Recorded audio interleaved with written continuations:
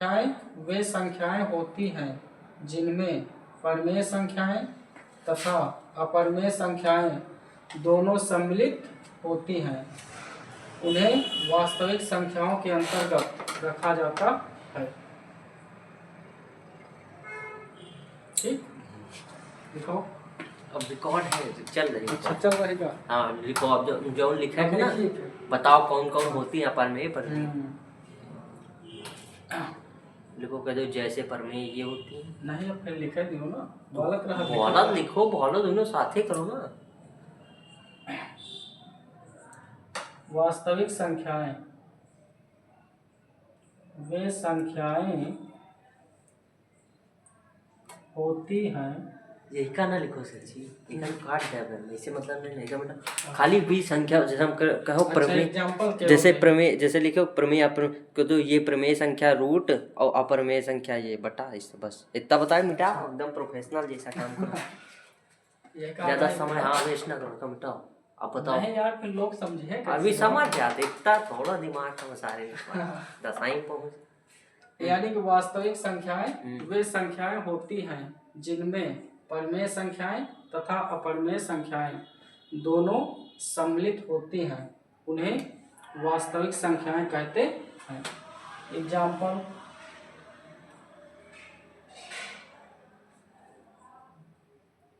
एक बटा दो, कामा रूट दो, 3/5, कामा रूट 3 इत्यादि। ये सभी वास्तविक संख्याओं के अंतर्गत आती हैं। यार लिखो, देख तो ज़्यादा बेटर रहा। कौन जरूरत नहीं है, अब इम्पोर्टेंट चीज़ लिखना। अब हम बताओ इसका कि मतलब कौन कौन का बताओ था। अब बताओ कि तो ये चीज़ प्रश्नावली हल करने से पहले ये चीज़ इम्पोर्टेंट है, पहले इसे समझ लीजिए, मतलब समझ आते हैं। परिमेय संख्याएं वे संख्याएं होती हैं जो p/q के रूप में लिखी जाती हैं। उन्हें परिमेय संख्याएं कहते हैं। लेकिन लिखे बड़ी बात समझ करो। परिमेय संख्याएं या सच्ची ना लिखो। हाँ। खाली जो बताओ ना वह जैसे एग्जांपल पी बटा क्यों इम्पोर्टेंट ना वह लिखो, बस ये सब चीज़ें हिंदी ना लिखो, कुछ लड़का समझ ना पड़ेगा। समझिए सब। परिमेय संख्याएं वे संख्याएं होती हैं जो p/q के रूप में लिखी जाती हैं। उन्हें परिमेय संख्याएं कहते हैं। एग्जाम्पल,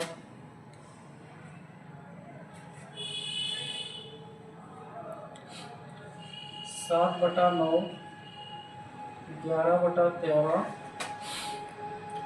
18/19 इत्यादि। अपरिमेय संख्याएं वे संख्याएं होती हैं जो p/q के रूप में नहीं लिखी जाती हैं। वे अपरिमेय संख्याएं कहलाती हैं। एग्जाम्पल,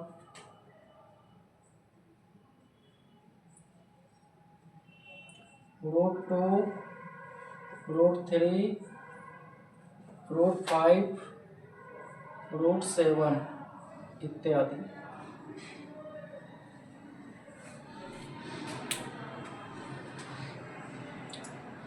यूक्लिड विभाजन प्रमेय का प्रमेय 1.1 यूक्लिड विभाजन प्रमेय का यूक्लिड विभाजन प्रमेय का यूक्लिड विभाजन प्रमेय का दो धनात्मक पूर्णांक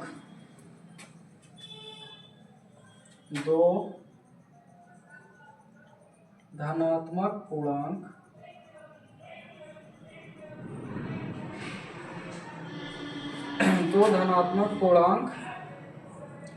a और b, दो धनात्मक पूर्णांक a और b दिए रहने पर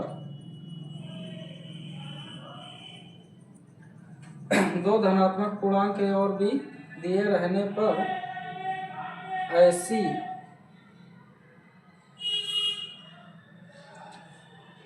अद्वितीय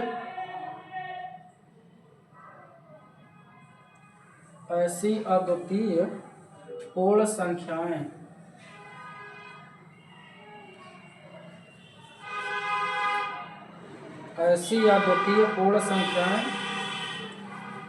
क्यों और आर विद्यमान है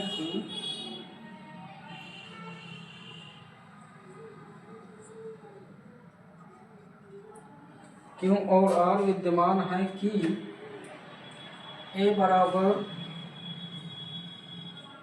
B q plus r comma 0 is less than equal r is less than b है।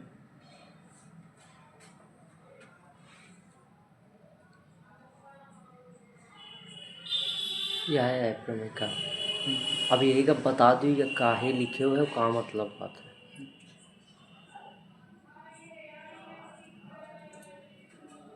यूक्लिड विभाजन प्रमेयिका से सवाल जो है हल किए जाएंगे इसी प्रमेयिका से, जहां ए और बी पूर्णांक हैं। ए और बी जो है पूर्णांक हैं और आर का मान जो है 0 से बड़ा होना चाहिए या फिर 0 के बराबर होना चाहिए। आर का मान जो है बी से छोटा होना चाहिए।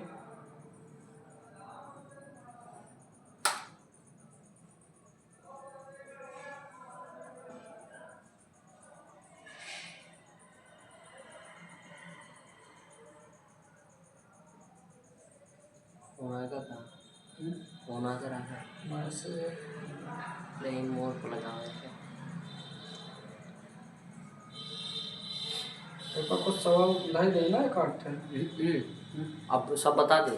हाँ होएगा काम है वास्तविक संख्या पूरा होएगा ना। हाँ, होएगा। यही सवाल हल हुई है। अब बस एक दियो मिटा एक बार चाहे तो फिर बता दियो, नहीं तो बता दो जाए ब्रो।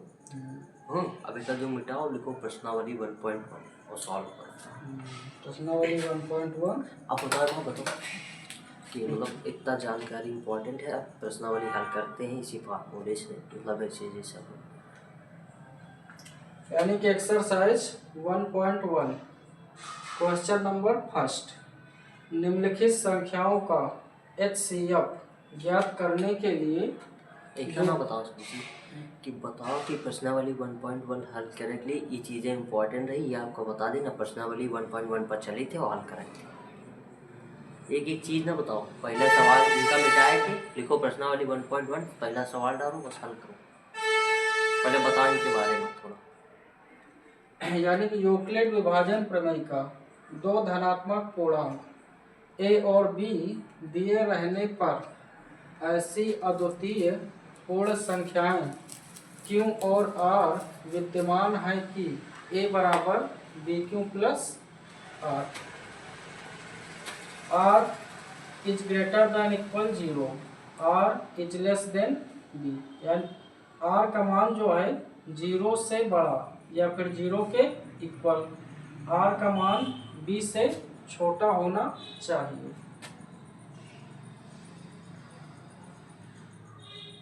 भाज्य बराबर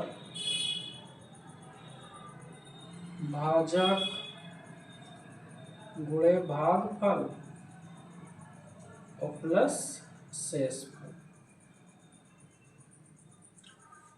भाज्य बराबर भाजक गुणे भागफल प्लस शेषफल। भाज्य ए बराबर भाजक बी गुणे भागफल क्यू प्लस शेषफल आर।